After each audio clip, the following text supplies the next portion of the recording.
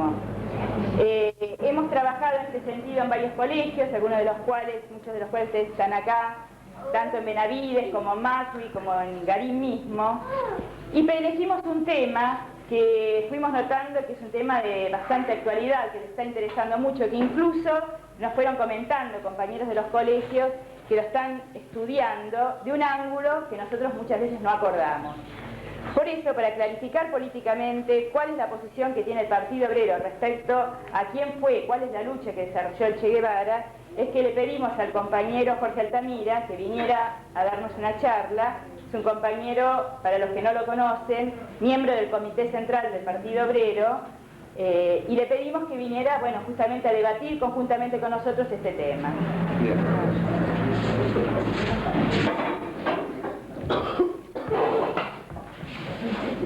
Bueno, compañeros, les agradezco que hayan venido. Siempre agradezco el interés que cualquiera de nosotros tiene por el Partido Obrero. Y le agradezco en particular a los que se han llevado materias y que probablemente sus viejos estén con bronca de que estén aquí porque tendrían que estar preparándolas, a que, bueno, robaran un cachito del tiempo para escuchar hablar al Partido Obrero sobre el Che Guevara. Sobre el Che Guevara se han dicho un montón de cosas. Yo no voy a tratar de hacer un resumen de todo lo que la gente dice y otros partidos y en los diarios se dice sobre el Che Guevara. Yo les voy a dar un análisis que es propio de nuestra corriente, que seguramente les va a llamar la atención si han escuchado otro tipo de análisis. Y yo lo que les voy a pedir es que luego, en el momento del debate, ustedes me hagan saber cuál es la idea que hay del Che Guevara, qué es lo que se dice en los colegios, qué es lo que se dice en la calle, qué es lo que se habla y que lo discutamos. Para mí la mejor forma de empezar y analizar este tema es contestando dos preguntas sobre el Che. Yo voy a empezar por la primera y la vamos a analizar y después, más adelante, voy a hacer la segunda pregunta. La primera pregunta tiene que ver con lo siguiente. Cuando tuvo lugar el aniversario de la muerte del Che, en un diario francés trotskista que se llama Lucha Obrera, salió un artículo sobre el Che. Y el título del artículo, más o menos, era que se cumplía el aniversario de la muerte de un revolucionario, pero no de un comunista. Es decir, el Che, según este periódico, había sido un revolucionario, pero no había sido un socialista. Y la pregunta ¿es verdad? ¿Había sido un revolucionario, pero no había sido socialista? ¿Cómo contestamos nosotros a este problema? ¿Qué significa para el diario y qué significa para cualquiera, por ejemplo, poder ser un revolucionario y no ser socialista? Porque hay mucha gente que piensa que Bolívar, Moreno, eran revolucionarios. Moreno era un revolucionario. Moreno luchaba contra la explotación que los españoles hacían de los indios en las encomiendas, los yanaconas, la mita, las minas. Y luchaba contra la dominación española en América. Pero no solo luchaba contra la dominación española en América, es decir, contra la dominación política de España en América, sino que también luchaba contra la explotación de los encomenderos españoles de los indígenas. Pero nadie va a decir, nos cagó el perro. ¿Qué hacemos con el perro? ¿Vos qué sabés? Pero nadie va a decir que Moreno era socialista.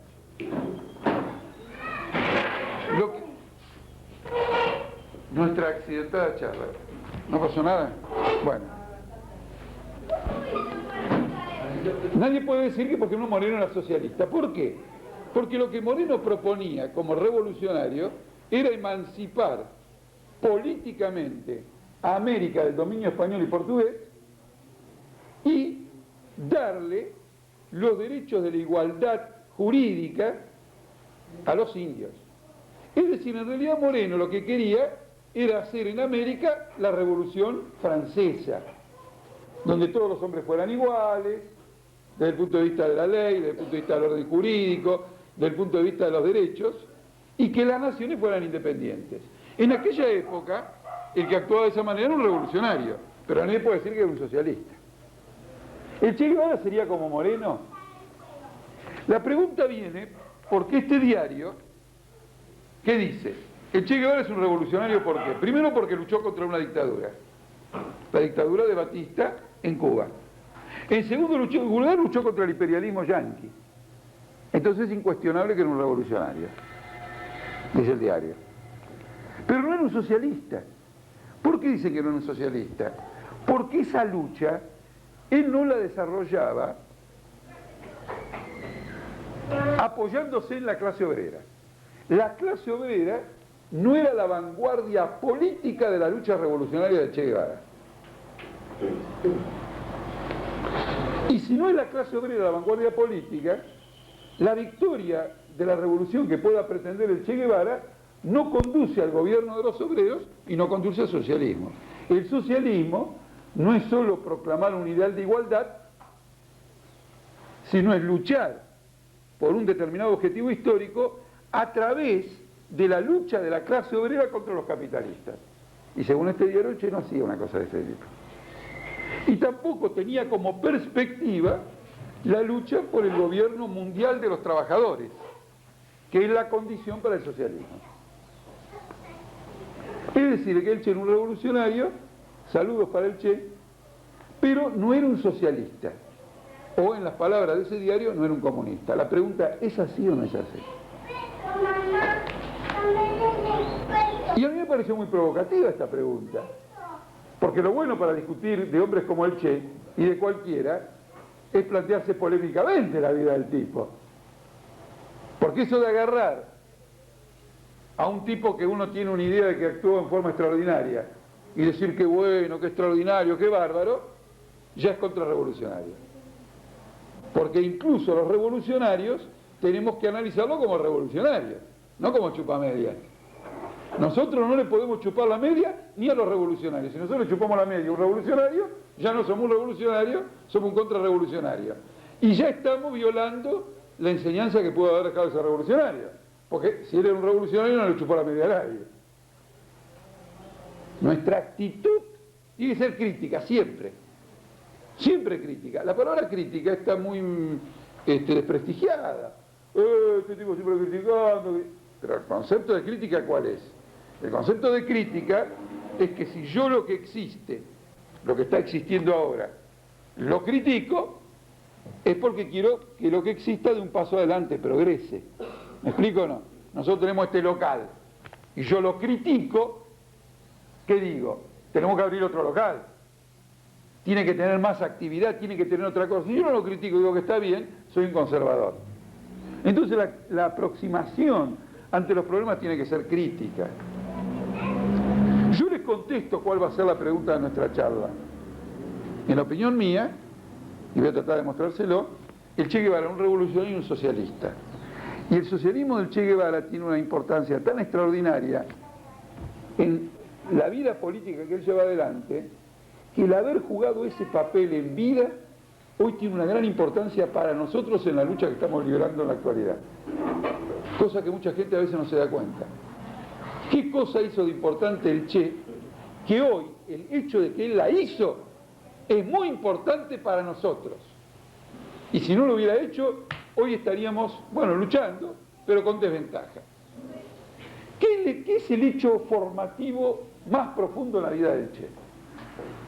Esta es mi opinión. ¿Cuál es el hecho más profundo formativo en la vida del Che? El hecho más profundo que formó al Che son los acontecimientos de Guatemala del año 1954. En Guatemala había un gobierno progresista cuyo presidente era un militar, pero un militar progresista. Y había formado un gobierno en el cual algunos ministros incluso pertenecían al Partido Comunista. Y era un gobierno progresista que ya duraba 11 años. primero había sido formado por otro militar, luego hubo elecciones, y como no hay reelección, este militar fue reemplazado por otro militar. El primero se llamaba el general Arévalo, y el segundo el general Arbenz. Y era un gobierno progresista. El Che Guevara llegó a Guatemala. Y en Guatemala se tomaban medidas progresistas en materia de educación, de salud, etc. En determinado momento, este gobierno decide tomar la medida nacional, la medida antiimperialista, la medida de independencia más importante que podía haber en Guatemala. Nacionalizar una compañía que se llama la United Fruit Company, que era el monopolio bananero de Guatemala y que es el origen de la expresión repúblicas bananeras para los países de Centroamérica. República bananera es decir que además de hacer banana, no hacía más nada. Y estos monopolios explotaban a los indígenas guatemaltecos a un extremo que el transporte sobre lomo de espalda de indio era más barato que vía ferroviaria. Entonces el gobierno de Arbenz nacionaliza la United Fruit Company y el gobierno norteamericano denuncia la implantación de un gobierno comunista en Guatemala. Afectado el interés de una empresa norteamericana, el otro dice, comunismo, porque le tocaron la United Fruit Company. Por ejemplo, como si nosotros, por ejemplo, recuperáramos Malvinas, y entonces por recuperar Malvinas fuéramos comunistas, o otro símbolo importante que tenía este país nuestro en una época como expresión de país dominado, los ferrocarriles ingleses. Si nosotros nacionalizábamos los ferrocarriles, vinieran y dijeran, nacionalizaron los ferrocarriles, comunistas. Había nacionalizado el monopolio que tenía atado y saqueado al país. Entonces, con esta declaración de que es comunista, el gobierno norteamericano empieza una ofensiva. Y como le fracasan una serie de ofensivas, en el año 1954 organiza un ejército mercenario que invade Guatemala. De mercenarios. Entonces acá se va a producir un fenómeno que ustedes quizás hayan escuchado hablar, pero mi generación lo vivió con tanta intensidad que nos formó una barbaridad. Venía un gobierno progresista, hacía tres boludeces, perdonen la expresión, más o menos progresista, los yanquis decían comunismo, le bajaban el dedo y lo volteaban. Y ese gobierno se dejaba voltear. Perón se dejó voltear, los gobiernos nacionalistas de Bolivia se dejaron voltear. ¿Me explico? Se dejaban voltear. ¿Por qué? Porque para no dejarse voltear tenían que armar a los trabajadores. Ante el ataque norteamericano, ante el sabotaje, tenían que armar a los trabajadores, tenían que tomar medidas contra los bancos extranjeros para que no huya el dinero del país. Y el temor a armar a los trabajadores hacía que este tipo de gobiernos, que ahora lo vamos a definir, gobiernos burgueses progresistas, gobiernos capitalistas progresistas, estos gobiernos, ante la necesidad de armar a los trabajadores, decían no, si hay que armar a los trabajadores, el mal menor es que triunfen los yanquis. ¿Cuál es el ejemplo que a ustedes les vendría más rápido a la memoria, aunque no hayan vivido en esa época, pero el más próximo a ustedes? Es el caso de Salvador Allende en Chile. Salvador Allende en Chile, en la Unidad Popular, es derrocado por Pinochet. Bueno, de Pinochet ustedes ya todavía hoy escuchan hablar, porque Salvador Allende se niega a armar a los trabajadores chilenos. No solo que se niega a armar, sino que nombra a Pinochet ministro de Defensa, y los parlamentarios de la Unidad Popular, los comunistas de la Unidad Popular, los socialistas de la Unidad Popular, sacan una ley que autoriza al ejército a allanar los domicilios de los obreros para requisitar armas que tuvieran en su poder. Y Pinochet se dedica a requisitar las casas de los obreros bajo las barbas de Salvador Allende. De esta manera Salvador Allende prepara la contrarrevolución que después lo va a derrocar a él. Y Pinochet lo derroca a Allende. Y viene este fascismo terrible que mató tanta gente en Chile, y ustedes ya lo conocen. Bueno, esta experiencia se da en Guatemala. Y el Che, en su viaje de América Latina, está ahí. Y ya fogueado en esta experiencia de derrota, se desespera y siendo una persona ajena al país, empieza a movilizarse con un extremo interés por el armamento de los trabajadores. Es decir, que se resista, que se arme a las masas para resistir al imperialismo.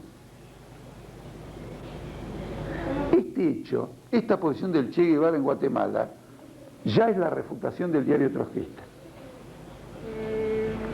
Porque desde la Internacional Comunista de Lenin, la primer característica de un auténtico socialista, no un socialista charlatán, sino un socialista posta a posta, un socialista que lucha, es que arme a los trabajadores y desarme a la burguesía. Que le dé los medios del poder a los trabajadores para defenderse. Que le dé a los trabajadores los medios de poder para hacer prevalecer su voluntad política, su voluntad social. El Partido Comunista y la Unión Soviética presionan al gobierno de Arbenz para que no arme a los trabajadores.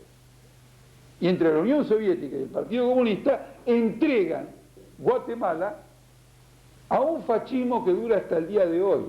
Hace 40 años que en ese país se vive masacre de indígenas y trabajadores que tienen su origen en la Revolución de 1954. Si la experiencia de Guatemala no se puede entender por qué 2 años después, Che Guevara, o menos de 2 años después, el Che Guevara en México se asocia a un grupo de revolucionarios exiliados cubanos encabezados por Fidel Castro. Él se asocia a ellos porque este grupo de revolucionarios cubanos plantea para luchar contra la dictadura en Cuba la lucha armada. Esta es la esencia del acercamiento del Che a Fidel Castro.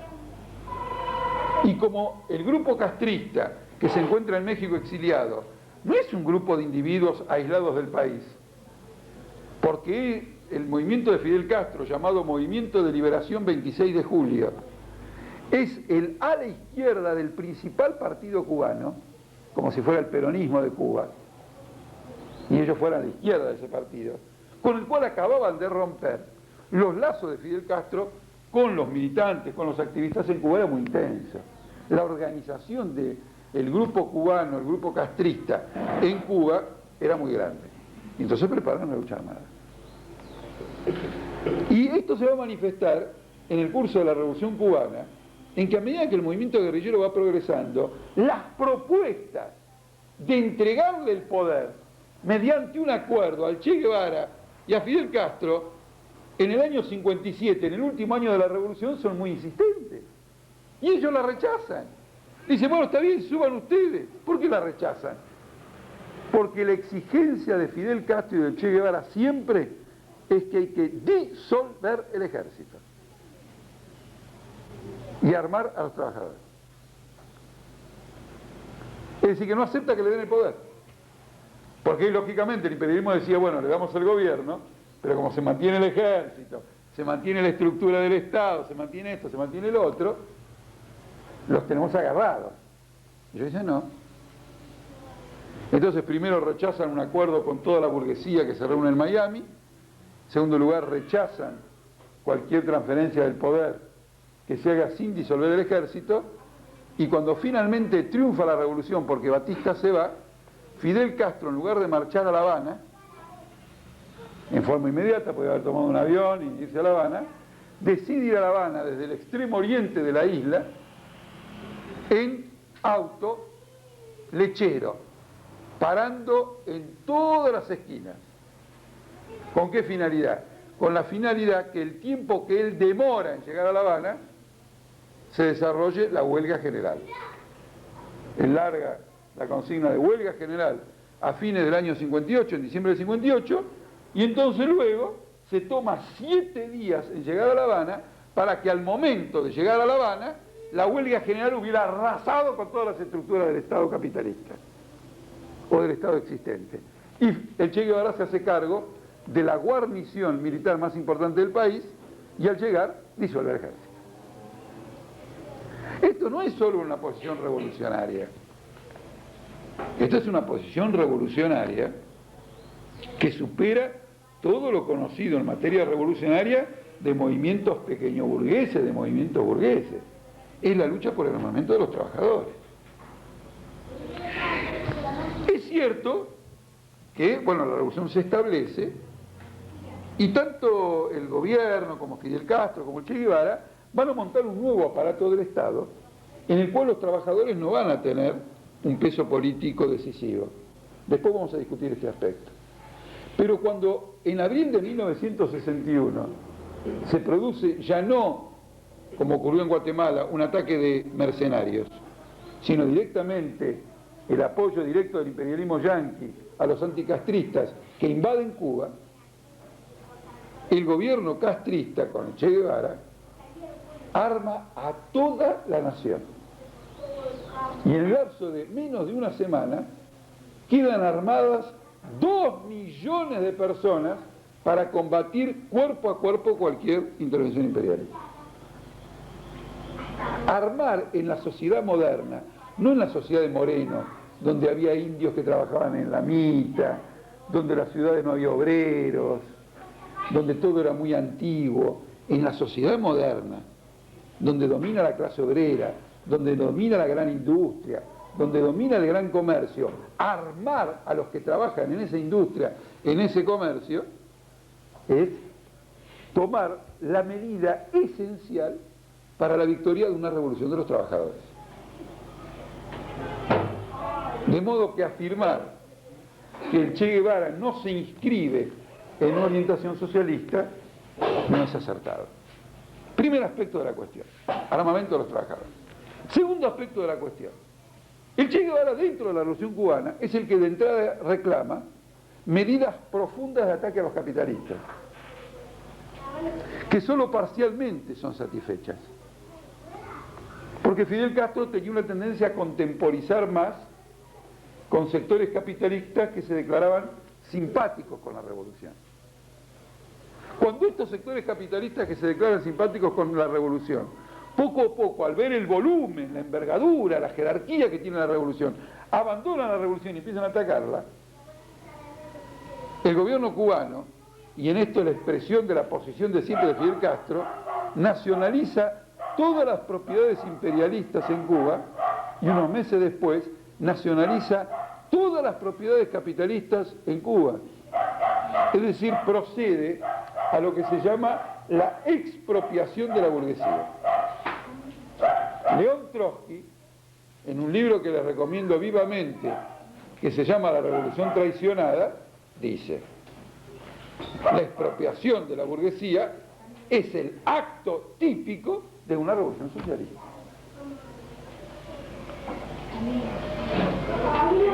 ¿Me explico? Es decir, una clase suplanta a la otra por completo en la hegemonía social. Esto es otro paso decisivo en ese desarrollo. Hay gente que dice, no, pero el Che Guevara no era un revolucionario obrero, era un revolucionario agrario, porque los guerrilleros actúan en el campo. Esta es una de las mayores falsedades de la Revolución Cubana.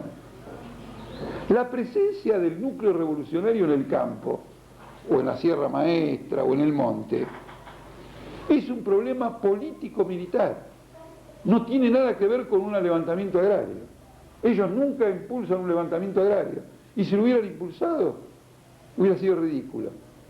Porque para mostrar lo ridículo que es, basta leer el discurso de Fidel Castro en el año 1953 o 54, ahora no sé por qué no me acuerdo bien, cuando está preso después del asalto a Coronel Moncada. Él pronuncia un discurso muy importante que se llama La historia me absolverá. Y en una parte del discurso describe cómo está compuesta la población cubana.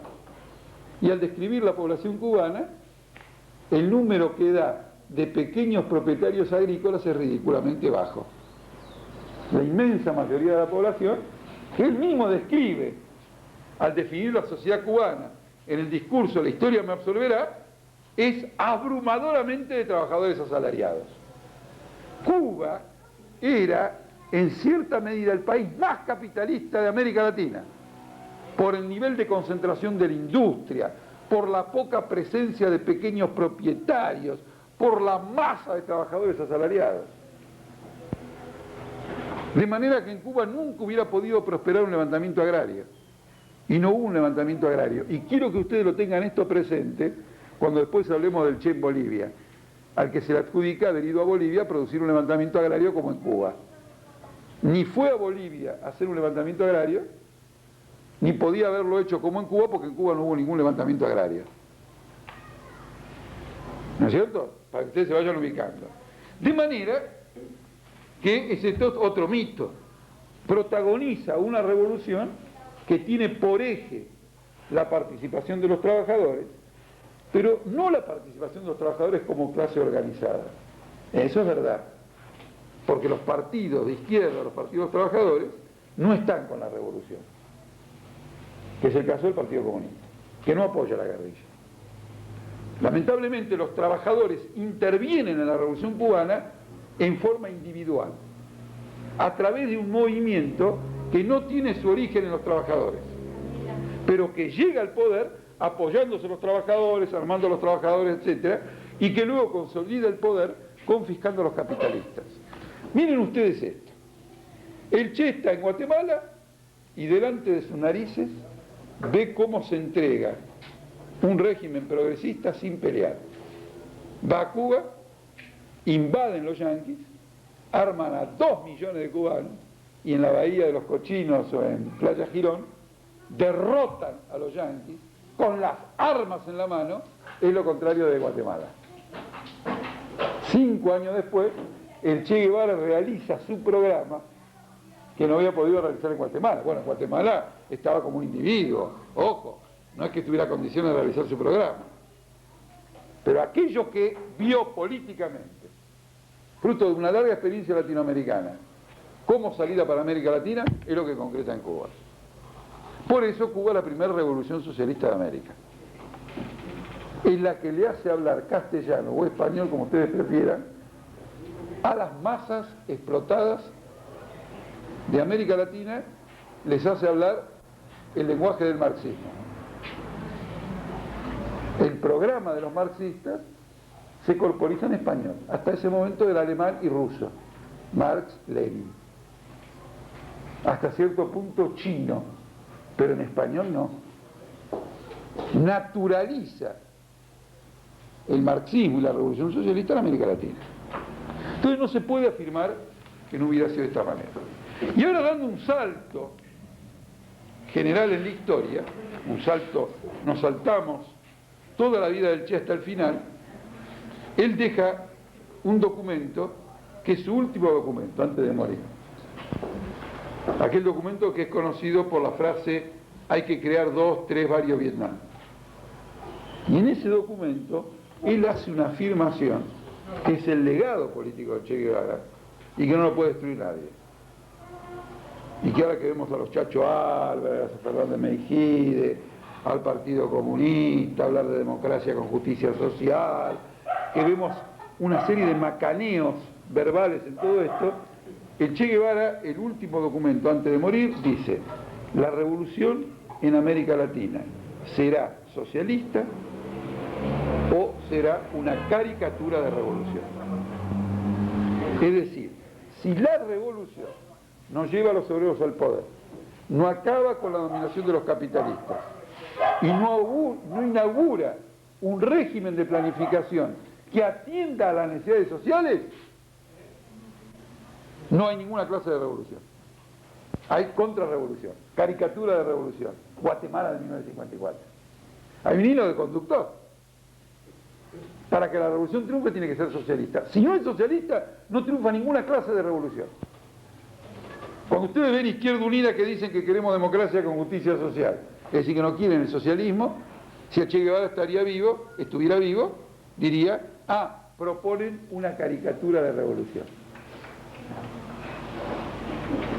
El Che Guevara fija eso. Y la pregunta que nosotros tenemos que hacernos ¿es vigente? ¿La lucha por la revolución socialista es vigente en América Latina?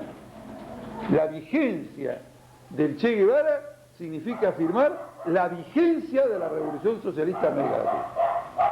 Voy a dar otro ejemplo más. Tomen una organización que se llama Patria Libre y que es la que más esgrime al Che Guevara.